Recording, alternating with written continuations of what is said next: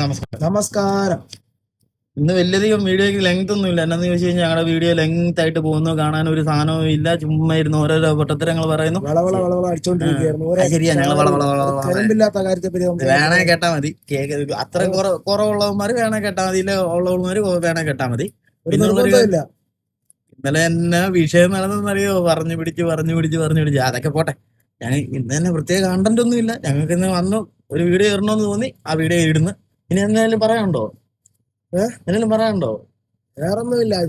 ഞാൻ ഇന്നലെ പറയണമെന്ന് വെച്ചായിരുന്നു, 100 പേരെ സംതൃപ്തിപ്പെടുന്ന രീതിയിൽ എന്തായാലും ഒരിക്കലും ഒരു വീഡിയോ ഇടാൻ പറ്റത്തില്ല. 1000 നെഗറ്റീവ്സ് ഉണ്ടാവും. പക്ഷെ ഞങ്ങളാണെങ്കിൽ ഞങ്ങൾക്ക് പോസിറ്റീവ് മാത്രമേ ഉണ്ടാവും എന്ന് വിചാരിച്ചു. ഇന്നലെ നെഗറ്റീവ് കമന്റ്സ് വന്നു തുടങ്ങി. സന്തോഷം. എന്റെ ചങ്കയിൽ കൊച്ചു പിള്ള മനസ്സാണ്. ആരെങ്കിലും എന്തെങ്കിലും പറഞ്ഞ് പെട്ടെന്ന് അങ്ങ് ഫീൽ ആവും.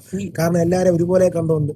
അപ്പോൾ ഞാൻ ഇവനെ പറഞ്ഞു മനസ്സിലാക്കണം, ലോകം എങ്ങനെയാണ്. ഉയർച്ചകളും താഴ്ചകളും ഉണ്ടാവും. ദുഷ്ടന്മാരും ചെകുത്താന്മാരും നല്ലവരും ദേവന്മാരും എല്ലാവരും ഉണ്ടാവും.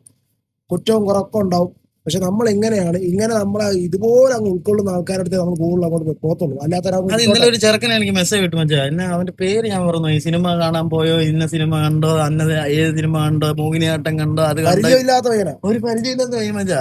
ഞാനും അവനോട് പറഞ്ഞു, എടാ നീ ആരുടെ അഭിപ്രായം കേട്ടിട്ട് പോകണ്ട, നീ പോയി പടം കാണുന്നെങ്കിൽ പറഞ്ഞു. ഞാൻ ചെറുക്കൻ നല്ല സന്തോഷത്തിൽ സംസാരിച്ചു. ഇങ്ങനെയുള്ള ആൾക്കാർ മതി, അല്ലാണ്ട് വേറെ ഒരാളെ വേണ്ട.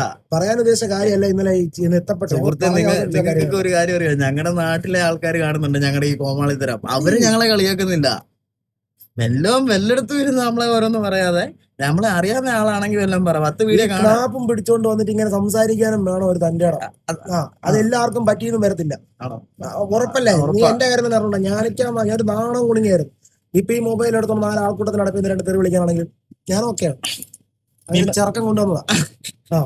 ഓക്കെ ഞങ്ങൾ വലിച്ചു നീട്ടുന്നൊന്നുമില്ല. അപ്പൊ ഈ വീഡിയോ കാണാം. വൈകിട്ട് പിന്നെ സ്റ്റോറി ഞങ്ങൾ വരാം.